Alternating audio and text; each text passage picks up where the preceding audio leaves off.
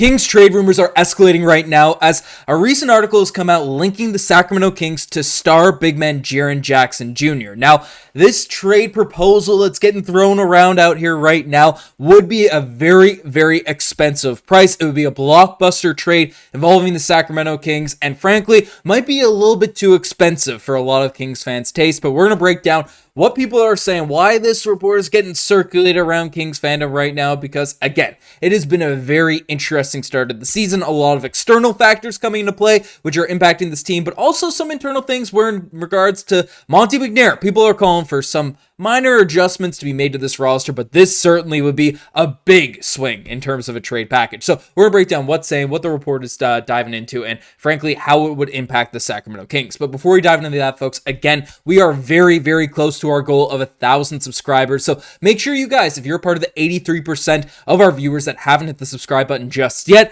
you guys hit that sub button so you don't miss a single thing that's going on with the Sacramento Kings team, and join the community we're building here at Kings Digest. But folks, Kings don't play for a little while, so Monte McNair's time to start cooking up, and I've been a proponent of making a couple moves to bolster the depth out there on the roster, and this is kind of a switch up what this article, what this report is proposing for the Kings to do, and it's pretty interesting. I've seen some people be very, very polarized on whether or not it makes sense for this Kings team. So essentially what's coming out, what's getting pitched is this blockbuster trade with the Memphis Grizzlies that would send Jaren Jackson Jr. to Sacramento, and in return, the Memphis Grizzlies would receive Malik Monk, Keegan Murray, a 2027 first-round pick, as well as a 2029 first. Now, that is a very, very expensive trade package. For a guy like Jaren Jackson Jr., I mean, we know the steps Keegan Murray's taken up, even if his jump shot still is a little bit shaky here now at this point. Malik Monk is, if not the best, one of the best six men in the entire NBA, and then 2 firsts on top of it is a very, interesting bargain out there for the Grizzlies. But again, some people are calling for the Kings to make some moves, to make some adjustments, because right now, 10th in the Western Conference, ahead of the Mavericks, it's still a tight race, right? Only 3 games back of the first seed. So the Kings are by no means in a dire situation, but the worst place you can be is out there, the treadmill situation, the middle of the pack of your conference. So some people are looking for a big type of move to go down. And the Memphis Grizzlies, tied with the Sacramento Kings, some people could say are at a very similar spot, especially with their injury situation. So basically what this article is kind of breaking down, the insights in regards to it, saying that the Grizzlies would add an offensive spark plug like Malik Monk while adding 24-year-old forward Keegan Murray with his high-activity 3-and-D presence out there on the wing. Losing Jaren Jackson Jr. could hurt their overall defense in terms of rim protection, but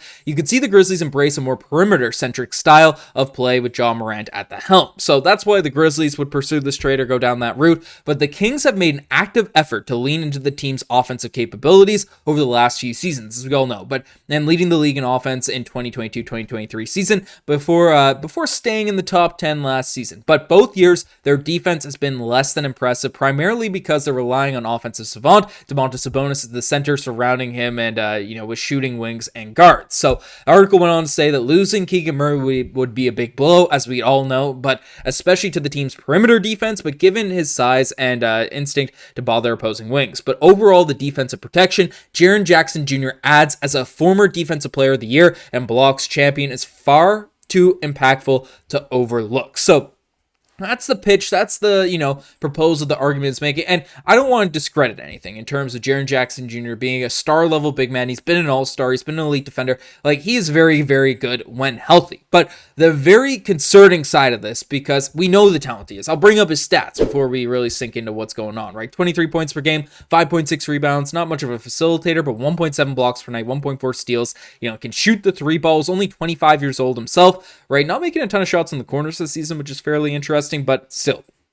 A guy that can space the floor, 3-and-D, modern big man, that is an elite defender. Jaren Jackson Jr. is a phenomenal basketball player. I don't want any takes, any direction, any discussion in this to, come across as slander to the talented player that Jaren Jackson Jr. is. If he was on the Kings, I'd be very excited. But call me a homer, call me whatever the heck you want in terms of watching this Kings team, liking the players out here on this roster. But Keegan Murray, yes, the jump shot has been disappointing, so to speak, over the course of the season. The development, shooting below 30% from the 3-point line. He's making more of his corner threes. You'd want to see more of a scoring punch in, at 24 years old for Keegan Murray, averaging 13 points per game, 8 rebounds, 1.7 assists. but literally all the other aspects, his on-ball defense, the rebounding he's had to do, playing at that forward spot for the Kings, just the way he impacts the games, and frankly, how crucial his perimeter defense is to this Kings roster right now.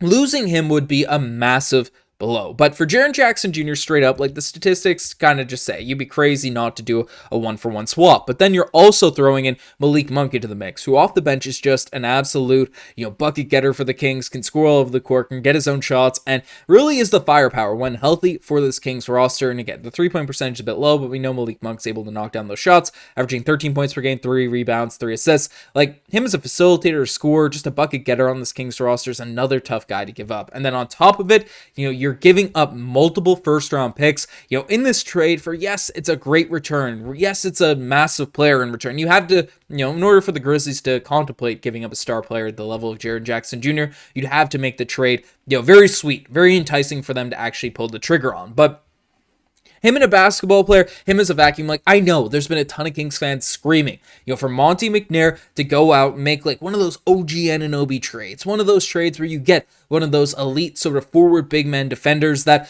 can do out there, play guard multiple positions and have an impact on the defense for this team. But Jaren Jackson Jr., while inserting him into this lineup would be perfect. It would be a really nice fit, would be a really nice addition. Giving up a ton of those assets in terms of young players, in terms of guys that are actually in the rotation right now, and then draft picks on top of it is a serious risk, particularly with his injury history. And we know that, again, Keegan Murray, all these types of guys, they can also improve. So you also miss out on the opportunity cost of getting some development of guys like Keegan Murray, of guys like Malik Monk, and if you make this deal happen. And right now, the Kings are the 10th seed out there in the Western Conference, and I believe in the talent. I believe in the upper echelon guys, and De'Aaron Fox, DeMar DeRozan, Domantas Sabonis. You add Jaren Jackson Jr., that's a fourth bona fide all-star out there to this team. That's kind of the reality of it. And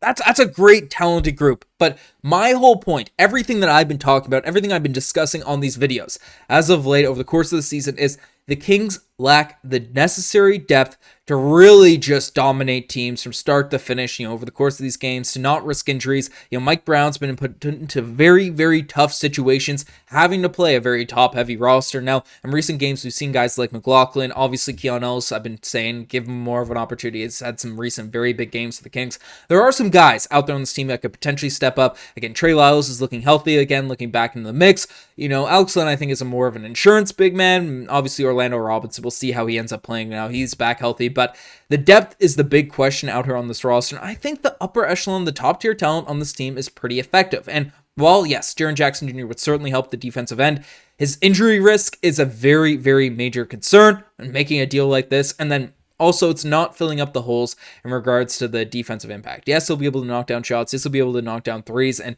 that's a huge plus on top of the defensive instincts and top of the defensive impact. And again, you're not nuking your future because he is a young player. He'll be around for a very long time, but multiple draft picks on top of very talented win-now players for the Sacramento Kings is a very expensive price tag. But let me know what you guys think about this proposed trade. Again, none of these things are imminent. I don't think especially a deal of this magnitude is immediately going to go down and raise the alarm bells if you aren't happy with the trade or something like that. But as we inch closer and closer to the trade deadline, the Western Conference starts to play itself out a little bit more because, again, the Kings, even though they're the 10th seed, they're only 3 games back of first. They could really easily go on a little win streak and make a push out there in the West.